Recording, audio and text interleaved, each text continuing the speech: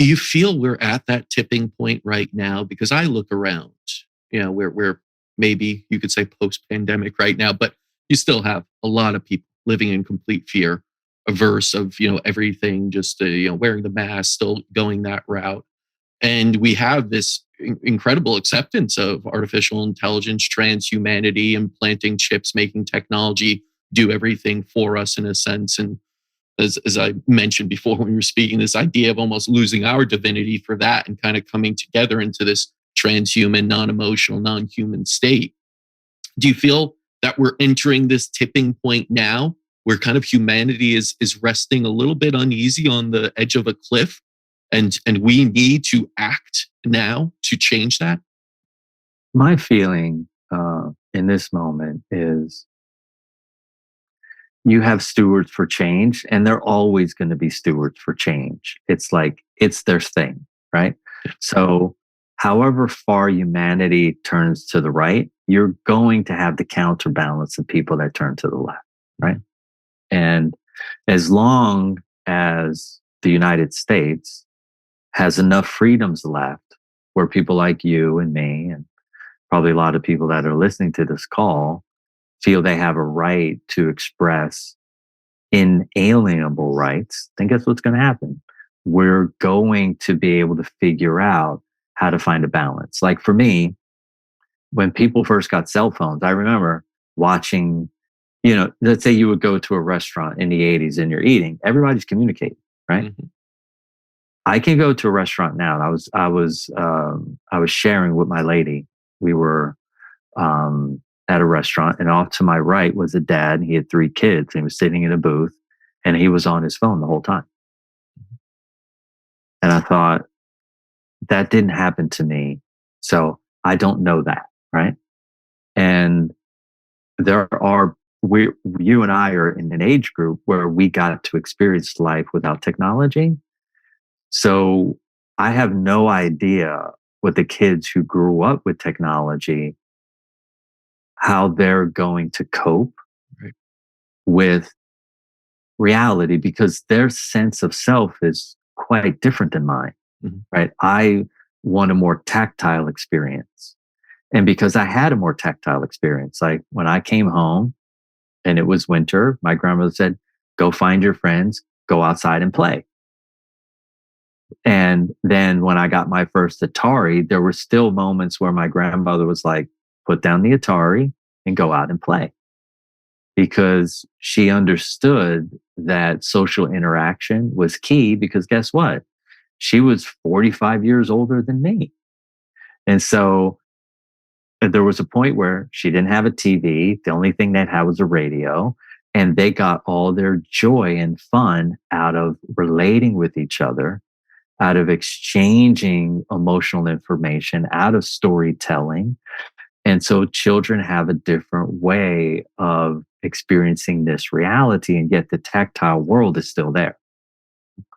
And at some point, you will have to make a choice, and the choice will be to choose how you relate with technology. One of my students, I have a group chat for my practitioners, and one of the students texted today that I spend too much time on technology at the end of the night, and I choose to avoid commitments that I have with other people.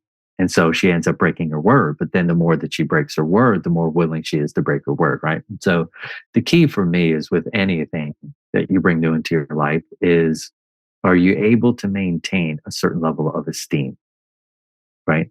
Are you able to transcend the fear that's inside of you? Are you able to be honest with yourself? And so the key for me really is all about honesty. I consider that to be the honorable quality.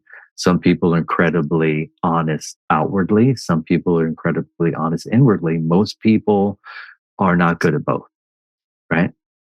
And so my feeling is, as humanity evolves with its relationship with technology, if it can choose to be honest about how it makes it feel energetically, how it makes it feel emotionally, how it makes it feel mentally and psychologically, and how it makes it feel physically, if we can maintain a certain level of honesty, then I think we can evolve with technology in a way that is healthy and helpful. Because of technology, there's friends of mine that use this thing called the ring, and they're able to assess whether or not they had a good night's sleep, right? And there's ways to use technology to benefit humanity, and then there's ways to use it in which it disrupts our natural course that we've been on for thousands of years. And as you look deep into history and you start to understand that we aren't the first inhabitants on Earth, and that, life with technology existed before and exists other places in the universe, it is inevitable that every society in the world and in the universe will eventually have to figure out how to relate with technology. And if the motivation is to better the life, then I'm okay with technology. Mhm. But if it's the motivation of the manufacturer to allow technology to take over humanity, then I'm not okay with that. Yeah. And so this comes down to the individual, this comes down to the family. If you're a parent and you let your kids be at a restaurant and sit on their phones and avoid communicating and talking, you're giving an aspect of themselves a very certain death sentence. Mm. They will not be socialized correctly, and they will deal with debilitating states of anxiety later on in their teenage years. Mhm. And when you lose the ability to communicate effectively your thoughts and your feelings, it's almost next to impossible to take heartfelt action to your own benefit and to the benefit of others, because you don't know what they need. You don't know what they desire. You don't know what they want. And if you don't know what they need and what they desire and what they want, how are you going to have a functional relationship that turns into something that's pleasurable? Mm. You're going to have a dysfunctional relationship that turns into something that's painful. And so, if you're a listener, the point is to all of this is to experiment and explore what works for you through an honest prism, with evaluating yourself emotionally, evaluating yourself physically, evaluating yourself psychologically, energetically, and spiritually. And if the technology that you're using is elevating all of those aspects of yourself, wonderful. But if it's depleting your core energy, your eyes are getting tired, your sleep patterns are more disruptive, you're using technology as escape away from communicating and relating with others around you, and it's avoidance pattern from your suffering, then you need to question your use of technology. Because the point here on earth is to simply explore and evolve, explore and evolve. And if you reduce your lifetime accumulated stress load enough, at the end of the day, what's going to happen? You're going to be able to be sober with yourself. You're going to be able to be in reality rather than living in fantasy. And most humans, they live in fantasy because fantasy exists in the stress matrix. Because I've successfully removed myself from the stress matrix, I've lost my privilege of living in fantasy. I've lost the privilege of living in fantasy. I have to be in reality. I have to go 2 + 2 = 4. I have to wake up in the morning and go, wow, my brain is foggy, my eyes are tired because I spent too much time on the internet last night. I don't have the ability to go, oh, well, my eyes are tired, I must just be getting old. No, I'm making specific choices of how to spend my time, my energy, and my efforts. And I have to be willing to look at the cost of those. And every human who is self aware and self realized is always assessing cost. Technology is tricky like that. I see technology as a whole as neutral. It Yeah. is just something we choose what we do with it, right? Yeah. Guns, a scalpel, anything could be neutral, meaning put it in the hands of someone, it saves a life, or it does this. Put in Yeah. the hands of someone else, it's a killing machine.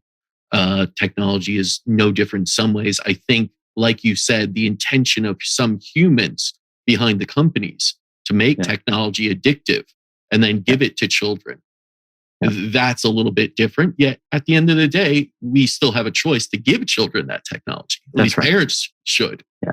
Yeah. So then you still have freedom, even though it is created that way. You can choose to take it away from a child. So I do think that technology as a whole is something we are just beginning to learn about our interactions with it. And therefore, in the first generation of this, it's going to be difficult to change. But I do think in time, absolutely, if we don't allow it to overcome us in a sense and create too much stress,